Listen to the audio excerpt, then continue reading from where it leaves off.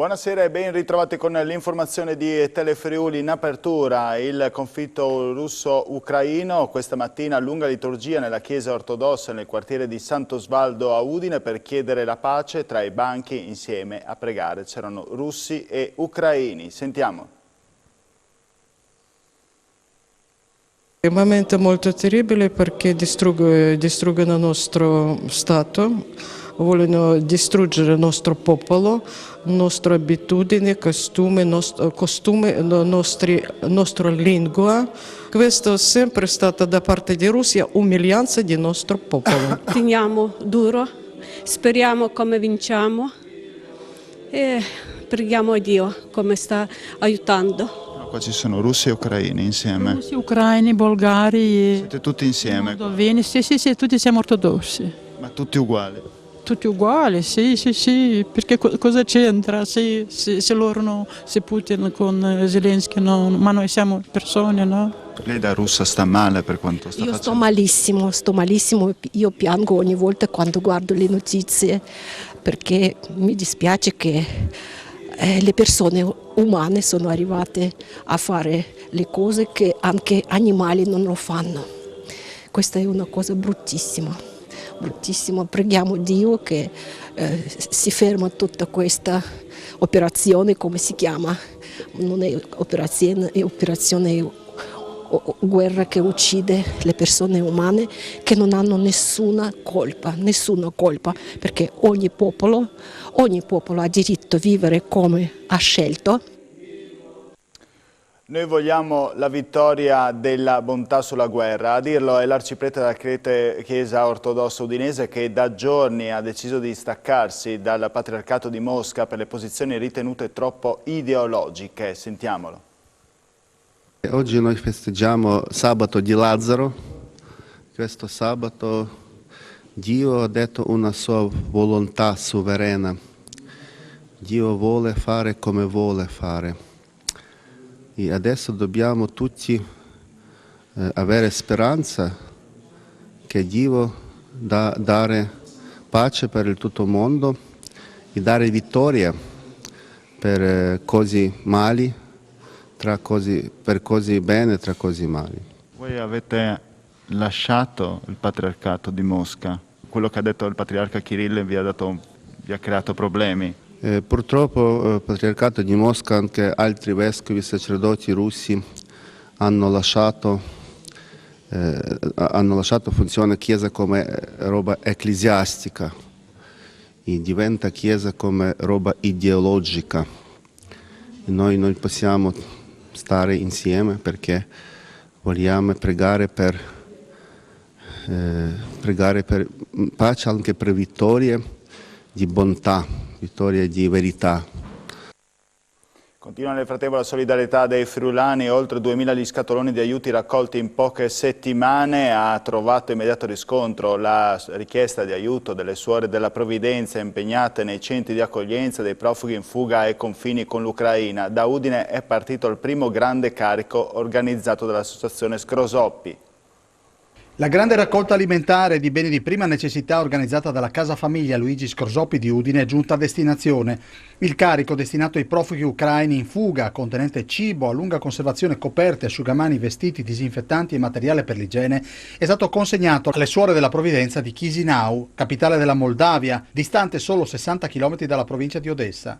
Si tratta solamente della prima missione portata a termine dal progetto denominato Speranza per l'Ucraina e che in poche settimane ha raccolto 15 tonnellate di aiuti umanitari provenienti anche da Lombardia, Piemonte e Sardegna. Numerose le realtà, le associazioni, i privati e gli enti che hanno sostenuto la spedizione, dalla Ceccarelli Group che ha garantito il trasporto dei 90 bancali a chi come Confindustria Udine ha sostenuto economicamente il progetto. Al confine tra Moldavia e Romania si è recato anche il comitato organizzativo composto da Olivier Emanuel, direttore della Casa Famiglia Scrosoppi, e Paolo Preziosa, consulente della Congregazione delle Suore della Provvidenza.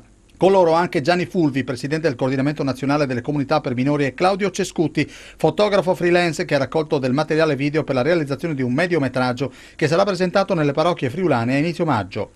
La delegazione rientrata da pochi giorni in Italia ha già in programma un nuovo viaggio al fine di consegnare ulteriori aiuti e farmaci ai centri di accoglienza entro la fine di aprile. Ultima pagina, passiamo alla cronaca. C'è anche un udinese tra i 3 presunti autori della pubblicazione di messaggi di minacce rivolte al ministro degli esteri Luigi Di Maio. Nella mattinata la Polizia di Stato ha eseguito 3 perquisizioni a carico di altrettanti internauti, nei cui confronti sono stati riscontrati elementi indiziari tali da farli ritenere autori della pubblicazione di messaggi minacciosi, in particolare sul canale Telegram. Le perquisizioni eseguite a Milano, Vicenza e appunto Udine hanno permesso di riscontrare sui telefoni la presenza degli account anonimi utilizzati per l'inoltro dei messaggi. Il portuale triestino, diventato simbolo della lotta Novax, Stefano Puzzer è stato licenziato. Sentiamo il servizio di Andrea Pierini. Stefano Puzzer, il leader della protesta Novax al porto di Trieste dello scorso ottobre, è stato licenziato. Lo ha reso noto l'ormai ex lavoratore dell'Agenzia del Lavoro Portuale di Trieste ed ex leader del sindacato CLPT in una lunga diretta Facebook. Ha confermato la notizia annunciando la volontà di presentare ricorso contro la decisione della compagnia. Io mi batterò con tutte le mie forze contro questo, perché non si possono permettermi di portarmi via da casa mia. Io l'ho sempre detto, il mio lavoro è una cosa che è più di un lavoro, un senso di appartenenza. Io sono un lavoratore portuale e prima o poi ritornerò a fare il lavoratore portuale. Questa è solamente una conseguenza di una persona che ha voluto combattere contro il sistema. Puzzer non lavora da quasi 5 mesi, cioè da quando in porto è stata inserita l'obbligatorietà di tamponi o vaccini. La protesta era iniziata perché i lavoratori avevano chiesto di rivedere le norme e a nulla era servito l'impegno degli spedizionieri a pagare i tamponi. Il varco 4 del Molo VII era quindi diventato il luogo di ritrovo di tutti i movimenti Novax italiani che dopo lo sgombro avevano occupato Piazza Unità. Il leader del movimento, la gente come noi, nella diretta Facebook ha anche denunciato di essere stato vittima di diverse persecuzioni negli ultimi 6 anni, anche per questioni che ovviamente nulla avevano a che vedere con il Covid. Si tratta del terzo licenziamento per proteste da ottobre, dopo che Fabio Tujak e Nino Rizzo erano stati allontanati dalla compagnia. 2 cittadini rumeni sono finiti all'ospedale dopo essere stati aggrediti ieri sera a Coltura di Porcenigo, fermati mentre erano in macchina da un gruppo di persone, sono stati presi a calci e pugni, sono stati feriti anche da un oggetto contundente, una mazza da baseball. Sul caso indagano i carabinieri. Alberto Commisso. Botte d'Orbi a Coltura di Porcenigo. Ieri sera 2 uomini di nazionalità rumena di 35 e 25 anni, residenti uno a Porcenigo e l'altro a Prata, sono stati fermati per strada mentre viaggiavano in macchina. Ai carabinieri hanno raccontato di essere stati aggrediti da un gruppo di persone. Potrebbe essersi trattato di un regolamento di conti, al termine del quale i 2 stranieri sono riusciti a scappare a piedi. Mentre uno ha riportato una ferita da taglio alla spalla sinistra, l'altro ha avuto la peggio. È stato colpito al volto con calci e pugni e una mazza da baseball. Entrambi sono stati medicati all'ospedale Santa Maria degli Angeli di Pordenone. Un episodio insolito che ha scosso la tranquilla comunità di Coltura, dove prima d'ora non si erano mai verificati episodi simili. Spetterà ora ai carabinieri di Porcenigo, che già venerdì sera erano intervenuti sul posto, ricostruire la scena ed identificare i responsabili dell'aggressione.